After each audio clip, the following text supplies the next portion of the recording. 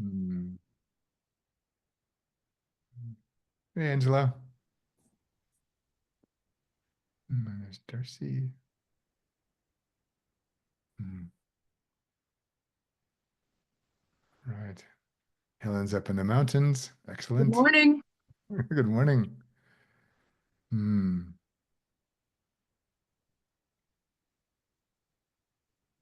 Right. Some more people. Great. Oh, there's more. I'll let them in. Well, welcome to our BCE. Um, just want to welcome those of you who are new to us. So Karen is our wonderful host. And this will be a 90-minute session. So we've been scrambling a little bit to manage after the wonderful Steve left our team for some things he needed to care for in his life. And lots, Christopher stepped in to do a number of things, and he's done it fabulously. And we've still got a few loose ends. So some of you might have heard this was 60 minutes. It's actually 90, and it's going to be 90 for the rest of the year. So um, they are recorded. They are posted on YouTube the next day. So if you have to leave early, that's all fine too.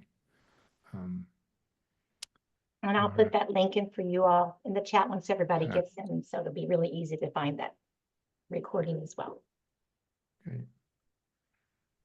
And I wanted just to well, sort of set some context. So we had Karen and I hatched a beautiful plan for the BCs for this year. And then this crazy person got elected to be the American president, and everything got turned upside down so quickly. And so we decided that our plan was beautiful, but maybe not exactly what we needed. We needed something a bit different. And so Karen and I have had a number of conversations about what we thought might be useful. And just because of things we have in common in our lives, we realized that one of the things that we've done at MI, sometimes better than others, but um, is trying to adjust to the all the changes through COVID, through my long COVID, and what many of us are trying to find now is a sense of continuity and grounding in a life that seemed like it's a runaway train. Um, and so we decided to just keep these things a little bit simpler. And rather than trying to feel like you have to learn something brand new each time, we're going to just keep returning to some things again and again and see what they reveal to us. And we felt that that stability and continuity would probably be more valuable to us right now than trying to do a lot of sort of different things. Um, yeah. So I just want to just offer a quick hello and just see if there's anything any of you would like to share to bring yourself into the room or to say hello. Anything you'd like to share from your side, particularly those of you, I see some new faces. Anything you'd like to share, anyone, before we begin?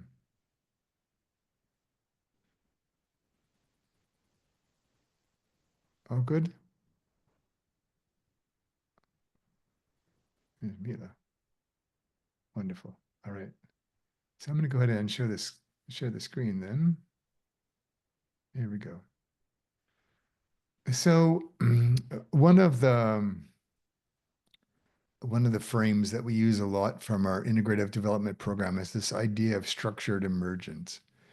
And there's a lot of the structures that many of us counted on in our life. Many of our neighbors counted on their lives, which are under duress at the moment. And trying to figure out what's actually wanting to emerge in this time is not always easy. And so we decided that, unless I decided to kind of marry the meditation practice we've been using for some time with this idea of structured emergence. So we could look at, um, in part over the course of these BCEs over the year, there's going to be some months when you come when you would really like to have more structure in your life. There's some times when you come that you might just be, I need some help emerging. And so this way we can kind of see and provide opportunities for you in terms of where you most need help and support. And so the invitation for those of you who are new, is we have a couple of guided practices We give you plenty of time to share in small groups. And it's just a way for you to kind of meet the session in ways that are going to serve you. As we go along, if you have any questions or reflections, by all means, put them in the chat box and Karen will pick those up. And or you're also welcome to share. Um, um, so let me just, um, for some reason, so I'll let you read James's quote here and then I'll tell you why we're starting here.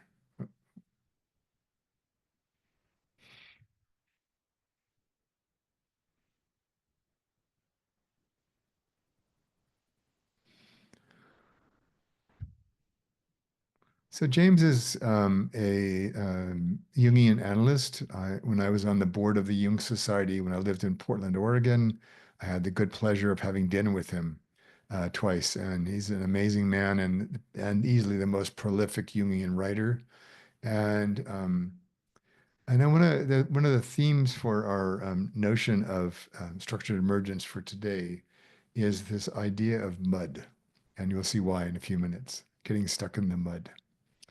And so there are a lot of anxieties and fears that are floating all around us. And so part of it's just this curiosity about what is ours to do to move into that space and what are we going to do to take care of ourselves and others that we care about.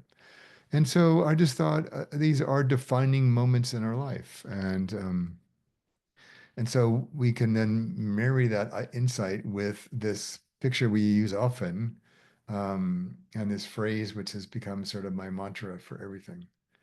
Um,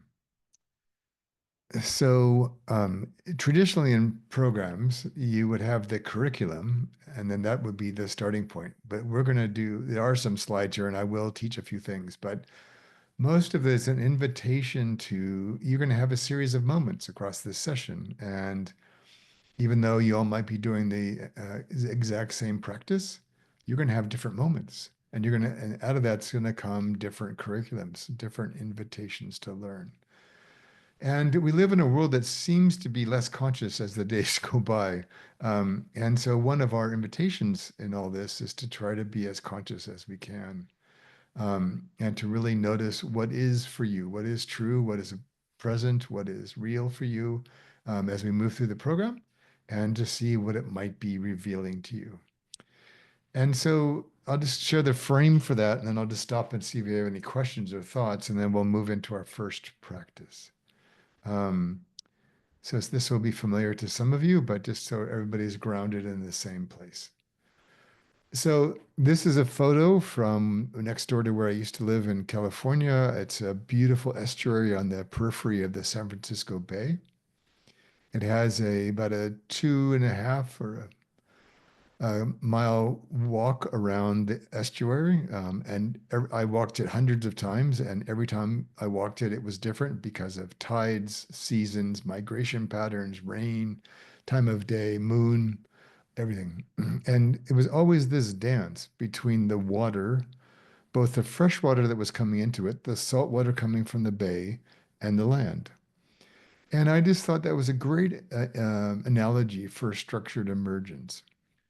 So the land provides um, sort of what we might think of as structure. So it just sits there and it does its land thing. And on that land, then things grow. And then the water just kind of moves in and out depending on a whole bunch of features. And so I want to use this as an analogy for how we're thinking about dealing with things that we're experiencing in our life. Is where are there constraints and how can we see beauty in those constraints, but what it's making possible? The land doesn't get to decide what the water does.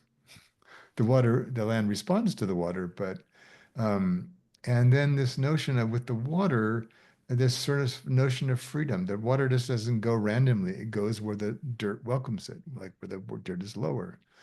And so we're going to use that as sort of an analogy for our first practice. But I just want to see if anything has come up for any of you before we do that. Anything that's sparking for you or um, anything that you're curious about you'd like to share.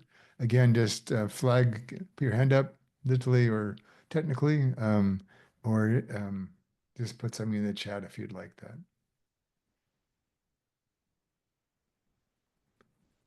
Anything for now?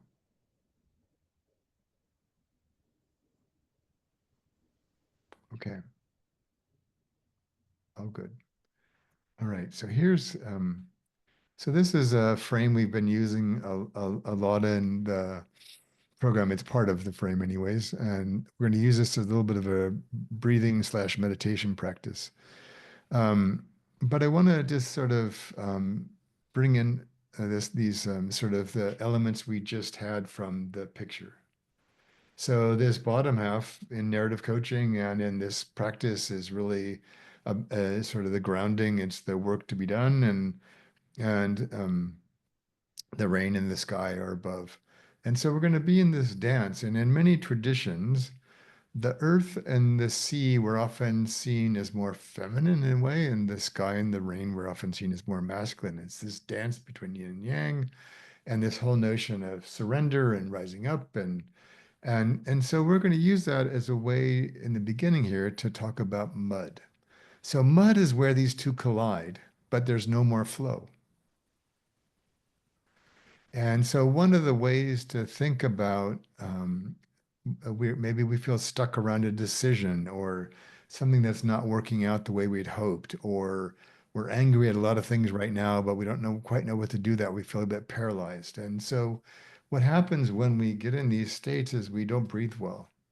We hold our breath more often, we hyperventilate, we do all kinds of things because we can't sort of move out in the two directions.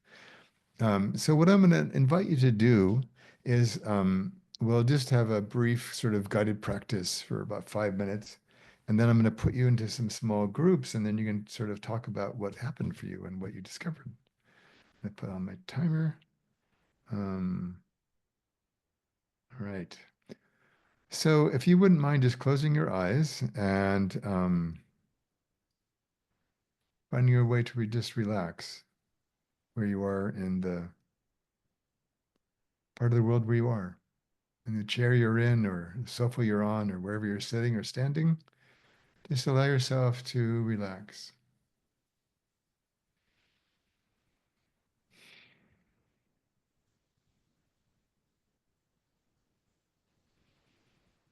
And if things come into your mind, just notice them and thank them and move them on their way. Just allow yourself to quiet. For some of you, it's morning. For some of you, like me, it's evening. But just let yourself relax.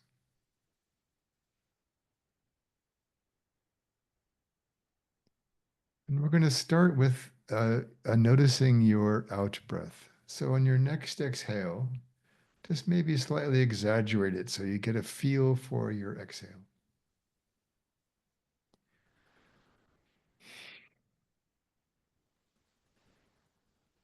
And many times when we can breathe out well, our body relaxes for just a few seconds until it feels called to breathe in again.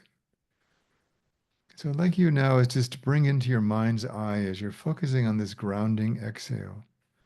Anything in your life or your work right now where you feel stuck.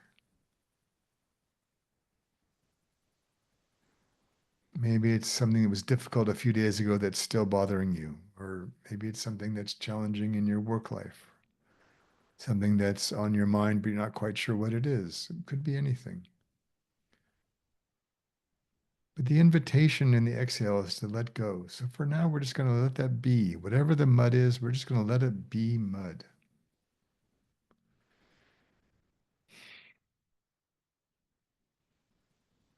And just accept the what isness of it's something that's not moving.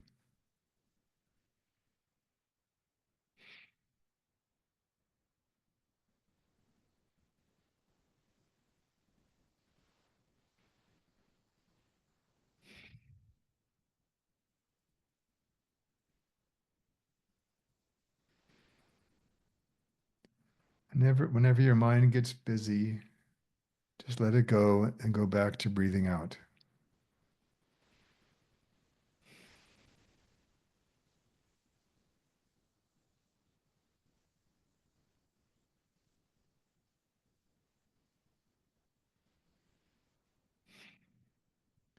And as you do so, just pay attention if any part of your body is starting to relax more than when you started.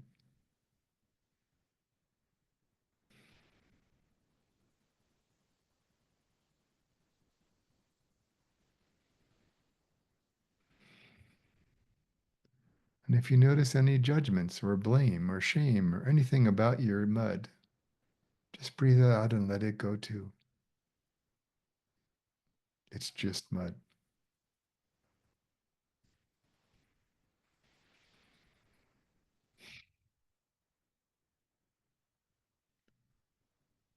Now I'd like you to imagine through your in breath. And as you notice your in breath, perhaps it's gotten a bit deeper now that you've sort of relaxed a bit on your out breath. And this is more of now an opening to the sky, opening to the nourishment of the rain.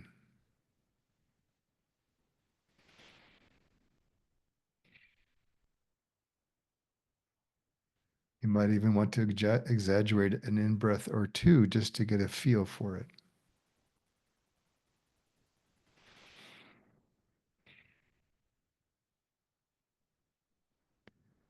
And again, we're not trying to change the mud, but we're noticing maybe the mud's a little bit lighter now. Maybe it's not so heavy.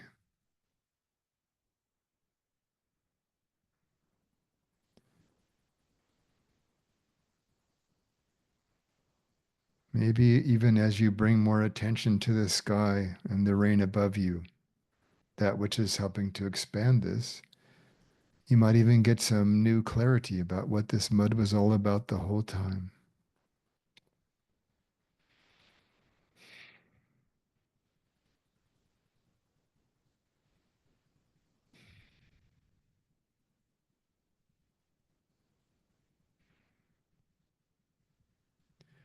And even though we're reflecting in our mind, we're noticing our breath, so much of what you're already doing is throughout your whole body. So just notice if your in breath feels different now and where in your body you notice that. So for me, as I'm doing this, I'm noticing my shoulders have dropped quite a bit since we started.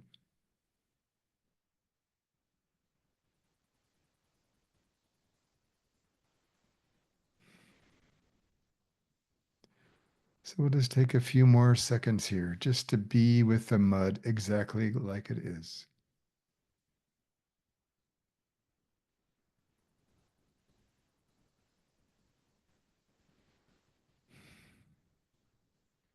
And when you're ready, I'd like you to come back to the room.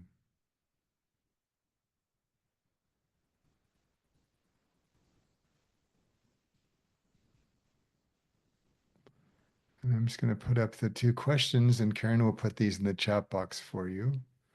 I'm just going to ask you uh, Karen, if we could give them rooms for 20 minutes in groups of 2 or 3, that would be great. And what I'd like you to do is just make sure you've got enough time in your group for everybody to share that wants to share. And again, if you don't have any words yet, that's fine. Words are not always necessary. The work's already happened, whether you talk about it or not. Um, and then when you come back after about 20 minutes, we'll see where you ended up. All right. We all set, Karen? All right. Enjoy the conversation. There's a message, Karen, from AT if you saw. I don't know if you saw that or not. Hmm, Mhm. see that. Mhm. There they are. Mhm. So this is the part of our session where people can't wait to share what's happened in their group. So I'm curious if anybody would like to bring anything into the room from your conversation. Mm. I'll share, David. Thanks, It's called, Colleen. it's Colleen. One of the things that I picked up from our conversation with Sheila and Martina was in thinking about that ebb and flow of the water. Hmm. And it's like there's no resistance, but there's kind of a little bit of a container to Mhm. put that water into place. But in that, when the actions that we take can have ripple effects out that we're not even conscious, Mhm. well, likely not even aware, because those ripples can go so far out. Hmm. And in recognizing the small acts that we can do, like when Mhm. you talk about picking up garbage, right? Mhm. And all the ripple effects, and and creating a beautiful space. So for us, maybe we create something that an individual needs at that moment. Yeah. Great. Thank you. Hmm.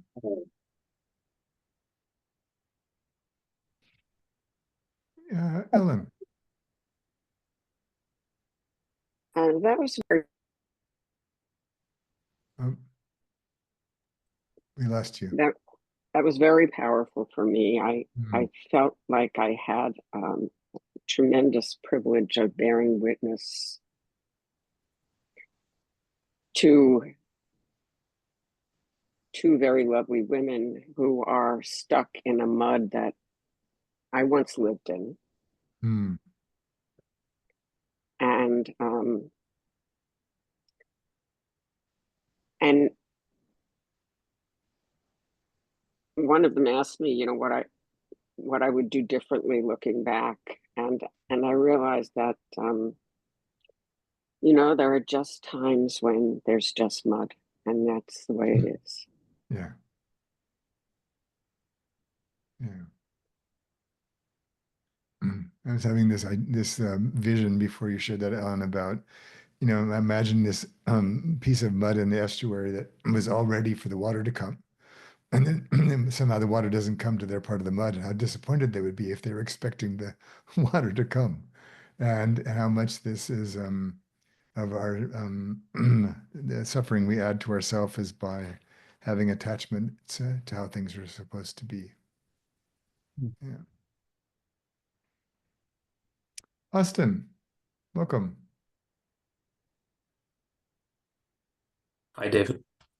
Hey. Um, I had a wonderful conversation with Helen, and she brought up a wonderful story about one of her coaching sessions she had way back in. And I don't think I'm breaching any confidentiality in saying this, but um, when we're dealing with the mud in our life, she brought up a wonderful analogy of one of her coaches that she was a mentor for. And she told him a story or asked him to put himself in the position of when he was snowboarding, because this guy was very good at snowboarding. And so when we're dealing with the mud in our life, we can put ourselves in a situation by realizing uh, the things that we're already really good at, the things Mm, that we really enjoy. For example, she helped show me that I'm a very good tennis player, and it's a very complex thing from a lot of people's perspective, and I can overcome what I would call imposter syndrome by putting myself in that position of, oh, I'm a very good tennis player.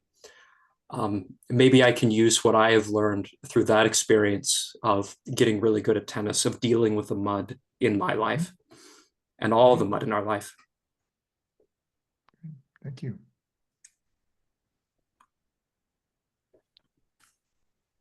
Angela. So I had a lovely conversation where even more richness showed up for me and out of the conversation with Michelle and Sigrid. So I'm very grateful for them holding the space in the container and sharing the imagery that showed up for them my experience with all of us in the experience, I noticed that I was really attending to the quality of the inhale and the exhale, to the point that I actually experienced a circular experience through the back of my nasal cavity, touching my tongue and then coming back out. So there became toward the end this quality of taste that I have never had the privilege to experience, and I find myself wanting more of it. And so I really didn't give much consideration in that moment around the mud and what the mud meant. But in the conversation after Michelle had shared some real rich experiences that she had and she was having in the moment, it occurred to me to beg the question of, like, what is my relationship with the mud? And do I have to be stuck in it? Or what is stuck? Like, what does it mean to be stuck in the mud? Like, what is the context for that? And that then opened up the story that I ultimately shared about,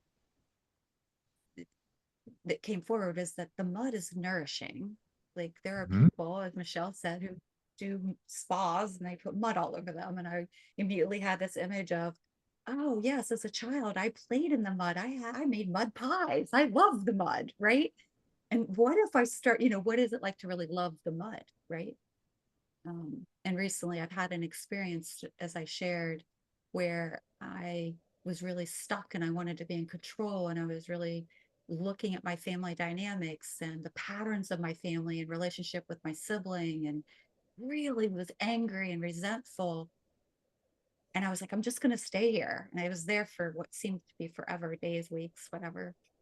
And then one night I went to sleep, and it was like that release happened overnight. And I woke up and I was like, I know exactly what I need to do.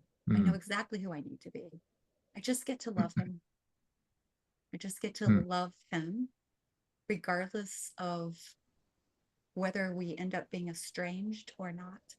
And that's all that I can offer. So that's what perpetuated for me out of the conversation and the experience.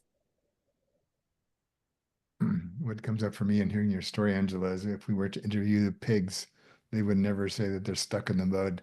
And if they did, it would be with great joy, right? Yes. And why aren't you stuck in the mud? This is fabulous. You should try this, right? And we say stuck because it assumes we're supposed to be moving.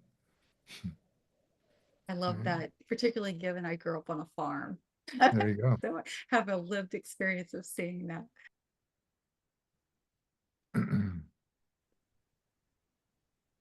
Is there anybody else that wants to share for right now? Okay, I'm going to I put can this. share briefly. Oh, yes, Erin. I'm 1 week post-operation total knee replacement. So Mm, prior to that, I felt a little stuck in the mud because things were kind of winding down, but I went the only way out is through. So when we think about mud, the only way out is through. And it also, when you're in the mud, it gives you an opportunity to shift your perspective and to think about, the other side. So I'll just share that. Great.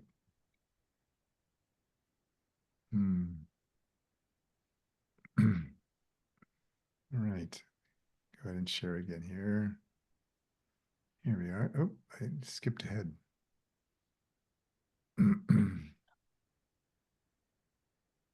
Okay, so we did that. All right, so we're going to move on.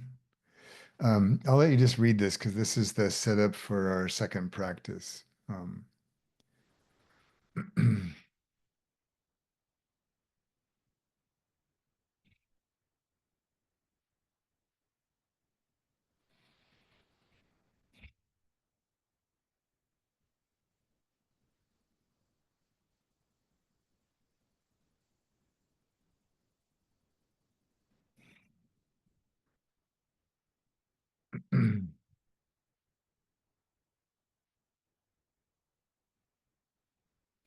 Yeah. So part of we playing with the notion of RISE, it's the acronym from the headline here, is when things are not in a way we thought they would be, or we want them to be, or we'd like to have them be different, we're often asking ourselves, um, do I need to be in a new relationship with structure, or have more structure or less structure, or do I need to be in a new relationship with emergence? Um, I remember, I'm sure they were quite amused at the time, decades ago, when I first started learning yoga. And I had played sports all my life. I thought it was just another sport. I'll just work really hard and I'll do it well. And I realized that was the exact opposite of what yoga was, in the sense of it's actually learning to get out of your head and come up through your body and a lot of things. But it's here because I want us to realize that the beauty of structured emergence, it's not about effort. It's not about willpower. It's not about making ourselves do something or have things be different. It's being in what is present for us at that moment in time. And so for this next practice, I'm going to invite you, either if you would like to spend more time with what you focused on in the first practice, you can do so. Or if it was, if you feel complete with that, it worked really well and you'd like to move on, you're welcome to pick a new one. And so what we're going to do is I'm just going to ask you to return to either where you left off after the first practice, or bring into the practice something that's new for you. And what I'm going to ask you to do is just breathe in and out. Be mindful of your in and out breath in a minute here when we begin, but I'm not going to guide you in that. You're going to guide yourself. And what I'd like you to do is just notice as you come up, as you move through this, and you hold lightly in your mind's eye, whatever it is that you are focused on. As you focus on this, what happens to your breath? And where do you need maybe a bit more support? Do you need a bit more structure? Like maybe it's something, like, if I go back to Aaron, your story, I can't speak for you, but maybe you think perhaps you're somebody who's never had surgery, or it's been a long time since you had surgery. I don't know how to be a patient. I need some more structure to kind of figure out what I can and cannot do, and what is safe, and what do I need. And I know when I had my shoulder replaced, there's some things I never even thought about I would need. And oh, crud, I should have thought of that before. But so just notice, is there some scaffolding? Like, do you feel a need for some backing, or some support? And what would that? Just notice that as you breathe into that. And then notice, like, oh, well, I'm noticing some things about this now that I'm realizing I need to let it go of, and let emerge. I'm trying to hold on too hard. Um, and so this is really just a way to use these two frames of out into structure, in into emergence. Kind of just notice if these two frames speak to you as you're just sitting with and reflecting on whatever it is you're choosing to reflect on. And if we bring our other elements back here, you can imagine again that this is creating scaffolding for you to do whatever this work is about. And/or it's thinking about resourcing. What else do I need that might enrich, or enliven, or inform what I'm doing? And I think of this as sky and rain. So one's kind of holding you, and the other one's sort of nourishing you to be in whatever it is you're in. And just let your breath sort of guide you. Where does it want you to pay attention? And we'll do this for about 5 minutes again, but I just want to see if there's any questions about the activity before we get started.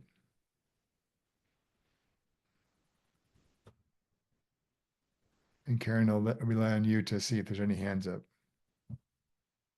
And if not, we'll go ahead and get started. All clear. Okay. And we can do this for, let's do this for 23 minutes. We'll have a Michael Jordan session. Okay. And we're going to put you back in the same groups as before so that you have a chance to continue the conversation with people who knew the first half. You all said? You're on mute, Karen.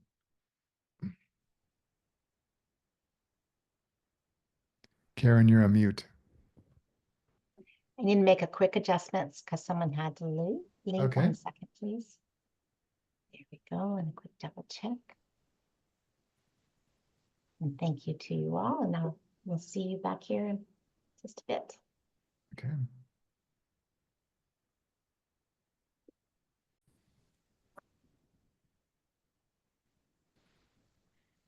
There we go.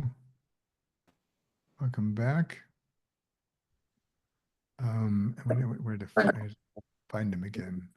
Is it Ethray? Is that how you say your name? R3. Arthray. I just wanted to thank you for your comment about Egypt. I didn't want to let Oh. that go unnoticed. So Thank you. yeah. So we have just a little bit of time left. I would just be curious if anybody would like to share kind of what came up for them in their groups.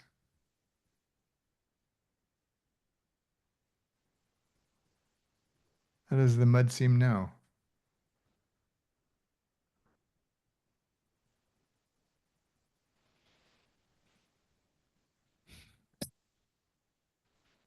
David, this is Barry. Somebody I'm else hearing your going. voice. Oh, there you are. Oh, hi. It's like a little whack-a-mole game. Yes. Who's the mouse moving? And oh yeah, I think I recognize that voice, but where is she? And there may be more than one of us trying to talk at the same time. Yeah, it's okay. I think that we were commenting on how different the texture of the mud was for each of us, and then, our relationship to it now as, like, for me, maybe the stuckness is serving me in a way that I wasn't appreciating coming into the conversation. It just felt like something I needed to get out of, and now maybe it's actually where I need to be. Wonderful. And have you moved yet, or are you still? It's part of the mud. Okay, sorry, I asked. Just what I was feeling Erase good that. about it. Okay. What just came to me is that mud does create the opportunity for us to slow down. It does. And therefore to also reassess your perspective. How am I approaching getting through this? So yeah. Exactly.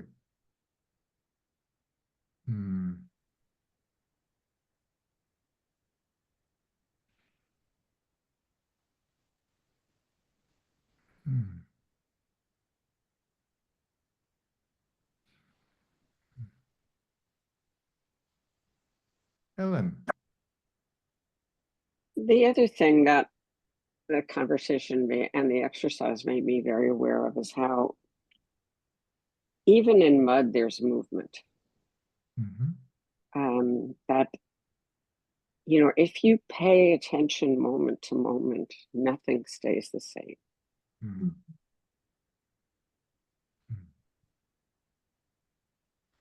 Well said.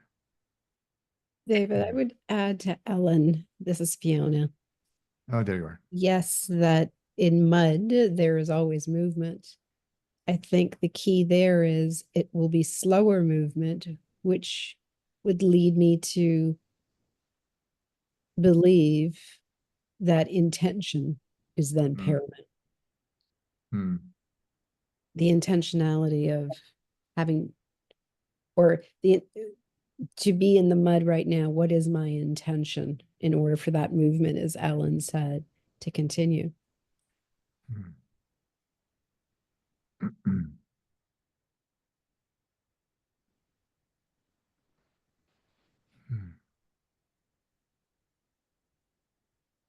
Yeah, Michelle.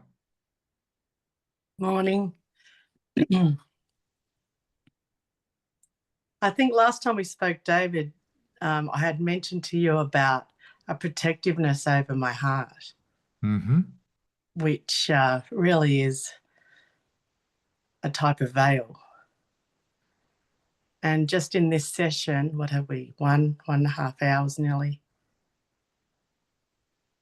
So the mud, which gave me time to pause, ended up disintegrating. And I went through the whole process. It turned into a fishing net. It ended up turning into something, and then end up having the sense of just skin. Mm. Yet when we had to go to the next session, I didn't even know this was going to happen, that the 4 elements of nature came through and grew like a beautiful vine, Mm. which I sensed is a form of scaffolding, Mhm. with all different elements of nature. And the weird thing too that happened was the toxins or whatever it was coming out and going out to sea. Mm. And the vine ended up, and Angela, thank you for witnessing Mm. this moment, that the vine ended up connecting my hara all the way up right to my neck.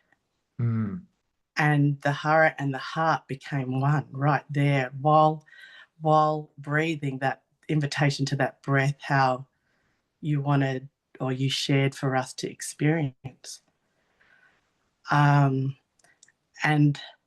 it ended up returning to that sense of joy and freedom combined. Mm. Like a child free on a bike. It just kind of integrated. And it's still processing. So I'm not sure how long it's going to, I will sit in this experience. Yet I just want to thank Angela for, sharing the space with me and being my witness to it. Anyway, so the veil's down. David, there you go. Thank you very much. It seems I can see it seems to have made a powerful impact on you, Michelle. I can see this. Yeah. Oh, I feel like, it's such a release. My body's burning up. I'm just got this warmth. It's amazing. I was trying to share words with Angela. I was like, do you know what I'm saying? Like, I'm trying to use word metaphors, and because it's hard to explain this sense. Yeah. So thank you to the mud. Thank you to the mud. All right. So just a couple more minutes. I'm wondering, we have a few people that I think are new. I wanted to see if any of you at all would like to share before we close for the day.